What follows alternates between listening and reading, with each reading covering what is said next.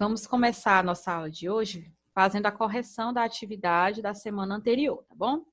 Na primeira questão, está pedindo para você observar a ilustração e explicar, com base no que você estudou, sobre a colonização do continente africano, tá?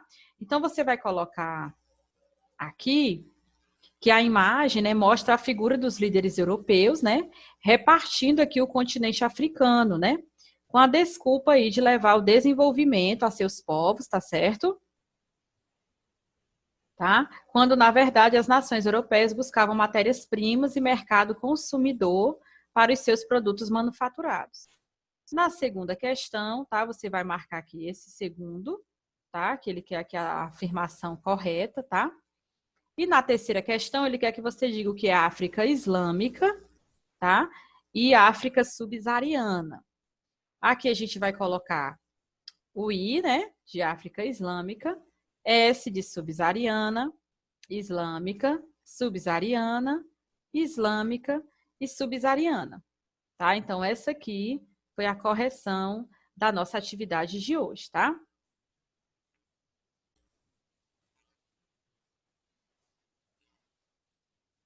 Pronto, então, nós concluímos aqui a correção da atividade da semana anterior e vamos dar início ao nosso conteúdo de hoje, tá? A população da África. A população, né, é formada por 54 países, sua população é de cerca de 1,2 bilhão de habitantes, tá? E apresenta grande diversidade étnica, tá? Ao mesmo tempo que o continente apresenta grandes centros urbanos, também é comum a presença de extensos vazios demográficos, né? Ou seja, eu tenho áreas, pessoal, que existem muitas pessoas morando, né? E outras áreas que poucas pessoas, né, estão morando, tá certo? Então, é isso que quer dizer. As condições socioeconômicas. De modo geral, a África Islâmica engloba os países com melhores índices de desenvolvimento humano. Lembram o que é levado em consideração, né? A renda, a escolaridade, tá certo? E a expectativa de vida, tá certo? Nas últimas décadas, alguns países africanos apresentam taxas de crescimento econômico acima da média mundial. E muitos tiveram melhoras, tá? Melhoras significativas no IDH. No entanto, diversos fatores seguem dificultando o desenvolvimento social, principalmente na África subsaariana, onde ainda se verificam áreas de elevados IPH e ISH, que é o índice de pobreza humana e o índice de sofrimento humano. Entre esses fatores, podemos citar o desemprego, a desigualdade social, os conflitos étnicos, tá? E as guerras civis, que arruinaram aí a infraestrutura de muitos países, tá? Além também do grande número de pessoas infectadas com malária, né? E com o vírus do HIV, certo? Passando aqui para a nossa próxima página, né? A África apresenta, do ponto de vista religioso, indivíduos que praticam cristianismo, né, 53%, islamismo, 27%. Os 20% restantes representam a população composta por indivíduos que seguem outras religiões. Em relação à distribuição da população entre grupos de idade, a África se destaca pela presença de países com populações majoritariamente formadas por indivíduos jovens, o que é explicado pelas altas taxas de natalidades, somadas a taxas de mortalidades também elevada. Embora na maioria dos países africanos as mulheres ainda enfrentem muitas barreiras para ocupar cargos políticos ou postos importantes no trabalho, atualmente elas são responsáveis por gerar renda e garantir a subsistência de milhares de famílias, e vem conquistando cada vez mais espaço na política e na economia, tá? Aqui falando um pouquinho sobre a AIDS e a malária, né? Até o ano de 2017 foram contabilizados aproximadamente 20 milhões de casos de AIDS, né? Que é causada pelo vírus HIV, apenas na África subsaariana. Esse cenário configura um desafio para os sistemas de saúde nos países mais atingidos. Já a malária, doença causada por parasitas transmitidos pela picada de mosquitos infectados, provoca ainda mais impacto no continente do que a AIDS. De acordo com estimativas, né, da OMS, 9 entre 10 vítimas da malária no mundo vivem na África subsaariana, sendo as crianças as mais atingidas, o que sobrecarrega os sistemas de saúde dos países onde a malária é endêmica. Em alguns desses países, mais da metade da população carrega no sangue os parasitas causadores de doença, em especial o Plasmodium falciparum, né? Tipo mais grave entre os existentes. Em diversas partes do mundo, cientistas buscam uma vacina para a malária com resultados limitados até o momento. Passando aqui para a nossa próxima página, vai falar dos atuais conflitos no continente africano, né? Então, o processo de descolonização do continente africano resultou na formação de estados nacionais com limites territoriais traçados pelas nações europeias, tá? Em algumas nações, os grupos étnicos convivem em harmonia, mas em outros, as diferenças, né, entre eles dificultam a formação de uma identidade nacional. Nesses casos, as rivalidades étnicas incitam disputas, muitas vezes levando a conflitos, inclusive armados.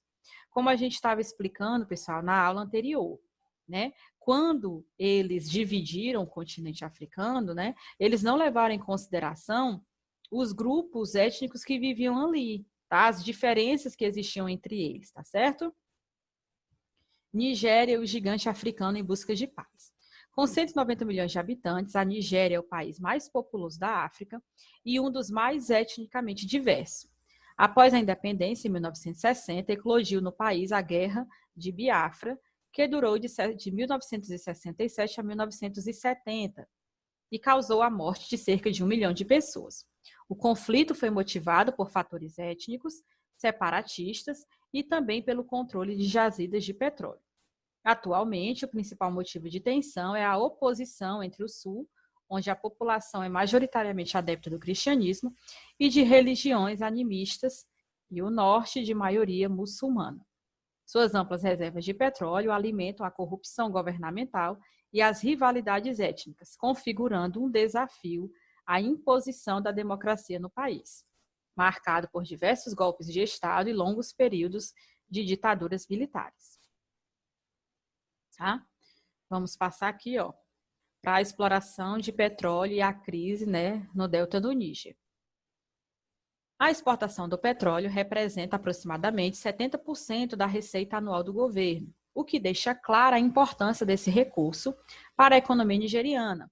No entanto, os habitantes da região do delta do Níger, porção ao redor da foz do rio Níger, onde o recurso é explorado, pouco se beneficiam com as receitas, tá?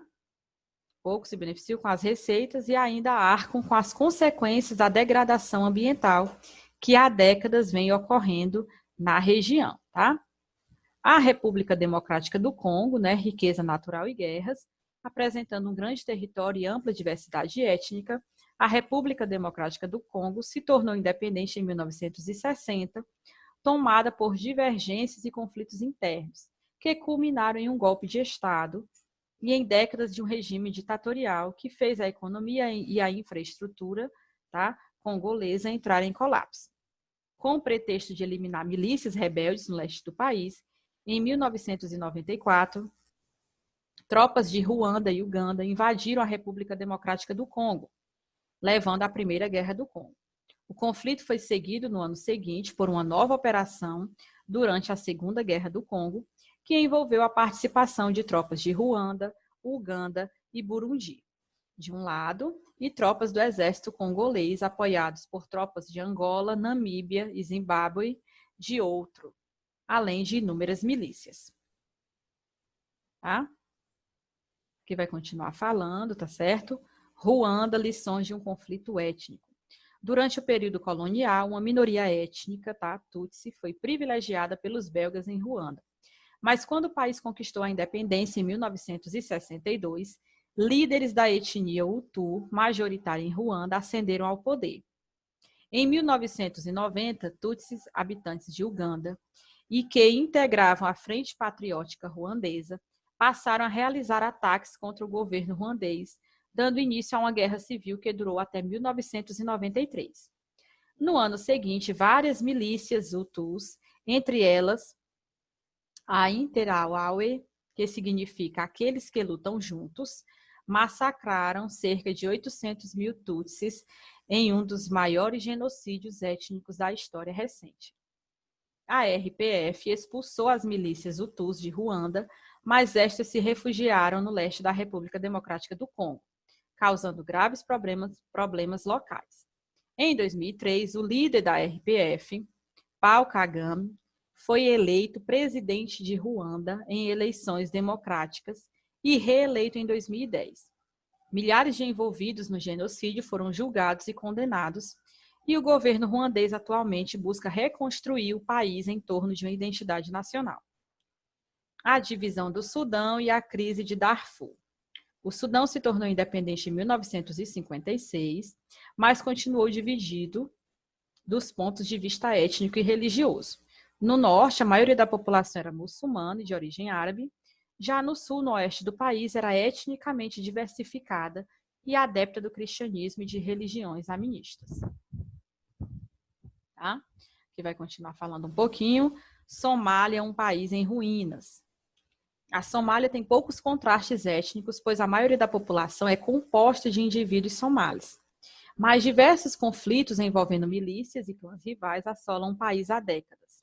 No início do século XXI, foi instaurado o governo de transição nacional, mas uma união de clãs e milícias opostas ao governo levou ao surgimento da União das Cortes Islâmicas, que passou a controlar a capital, Mogadíscio. A atividade do grupo extremista islâmico Al-Shabaab, responsável por atentados terroristas na Somália e no Quênia, levaram a uma intervenção militar conduzida pela Etiópia na Somália entre 2006 e 2009. Tá? Eleições marcadas para 2016 não ocorreram e a Somália permanece dividida entre interesses divergentes de milícias islâmicas e clãs tribais. A população convive com uma situação de calamidade social agravada pela inexistência de possibilidades concretas para a paz. As atividades de piratas que atuam no Oceano Índico, sequestrando e roubando embarcações, são um dos reflexos dessa situação. O que foi o apartheid, tá? Evidentes desigualdades sociais entre a população branca e a população negra na África do Sul são resultado de décadas de privilégios e domínio político e econômico de uma minoria branca. Em 1948, entrou em vigor na África do Sul um conjunto de medidas de segregação racial conhecida como apartheid, imposto pela minoria branca. De acordo com essas medidas, indivíduos negros eram obrigados a circular apenas em determinadas áreas, proibidos de frequentar os espaços públicos destinados à população branca e, de modo geral, não tinham os mesmos direitos civis e políticos da população branca. Além disso, suas moradias ficavam restritas a bolsões em áreas nas quais o solo era menos fértil. O apartheid durou oficialmente de 1948 a 1991, e após intensa pressão internacional, ocorreram eleições democráticas diretas no país. Nelson Mandela, uma das mais importantes figuras no Congresso Nacional Africano, tá? Foi eleito presidente da África do Sul em 1994, após ser perseguido pelo regime branco sul-africano, em que foi capturado e permaneceu encarcerado durante 27 anos. Em seu mandato, Mandela promoveu um discurso de integração racial, voltada a reconciliar a população negra com a população branca e baseada no ideal de nação do arco-íris, que seria governada para todas as cores. O CNA continua no poder após vencer seguidas eleições. No entanto, a igualdade de direitos civis e políticos não foi acompanhada por uma distribuição igualitária de renda. E a maior parte da riqueza do país ainda se concentra nas mãos de uma minoria branca, enquanto a maior parte da população negra vive em condição de pobreza. E aqui vem o Vivendo Valores, né? Devemos respeitar todas as pessoas, independente de sua raça ou cor. Aqui você tem Nelson Mandela, tá? O Madiba, seu nome tribal, que é ovacionado aqui ao assumir a presidência da África do Sul em 1994. Ao longo de seu mandato, Mandela defendeu a nação do arco-íris. Cidadania no dia a dia, vida em sociedade afetada pelo apartheid. O regime separatista do apartheid, que vigorou na África do Sul entre 1948 e 1991, decretou a separação entre negros e brancos. Com essa segregação, os negros não tinham direito ao voto, não podiam se misturar aos brancos, não podiam sentar em lugares destinados aos brancos, em ônibus e lugares públicos, e a eles eram destinados os piores empregos. Também não tinham direito de candidatar-se a cargos políticos e eram obrigados a morar em áreas específicas da cidade.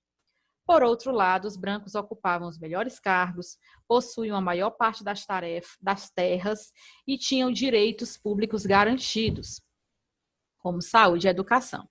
A seguir, conheço um pouco da luta dos negros sul-africanos por igualdade de direitos e o fim do apartheid, tá? Então, a gente pode fazer uma comparação aqui, ó. Até 1900, a África do Sul, dominada por holandeses e ingleses, os diversos povos africanos eram resistentes. Formação do Congresso Nacional Africano, legislação que dividiu o território, deixando as piores terras aos negros. O início do apartheid, né? O racismo passa a ser executado pelo Estado. Carta de Liberdade, defende a desobediência civil ao apartheid, tá? Passando aqui. Prisão de Nelson Mandela, né? Ele é preso por lutar junto aos negros contra o apartheid. A África do Sul é suspensa da ONU por sua política racista, também sofre embargos comerciais, tá? Frederic elabora novas leis para o fim do apartheid, né, em 89. Em 1990, Nelson Mandela é liberto após 27 anos preso. Plebiscito que só os brancos votaram e a maioria determinou o fim do apartheid, em 1993. Em 1994, Nelson Mandela é eleito, né? Foi o primeiro presidente negro eleito em eleições multirraciais no país, certo? Nelson Mandela é considerado o líder da libertação dos negros do regime do apartheid, pois promoveu luta e resistência às imposições desse regime. As migrações da população africana. Tanto as migrações internas, tá, como as externas, aumentaram consideravelmente no continente africano no século XXI. Entre os fatores causadores desse aumento, podemos citar a busca por melhores qualidades de vida, instabilidade política, conflitos armados e perseguições étnicas, tá? Um grande número de refugiados de guerra vem de regiões onde ocorrem conflitos e os problemas associados à pobreza são mais sentidos, resultando em fluxos migratórios em direção aos países vizinhos. Embora o continente africano se torne cada vez mais urbano, diversos países apresentam um cenário de êxodo rural, passando por um rápido processo de urbanização da população. Tá? Isso a gente vai ver com mais detalhes no nosso próximo capítulo. Problemas ambientais como a degradação do solo e a desertificação, entre outros fatores, impulsionam também os fluxos migratórios em direção às cidades, tá? Aqui você tem um mapa, né, dos principais fluxos migratórios atuais na África. Por aqui nós encerramos, tá, o nosso capítulo 7. Espero que tenham entendido direitinho o nosso conteúdo. Qualquer dúvida vocês podem perguntar lá na plataforma, que eu estarei à disposição para sanar todas as dúvidas. Tudo bem? Até o nosso próximo encontro. Fiquem com Deus e lembre-se, fique em casa.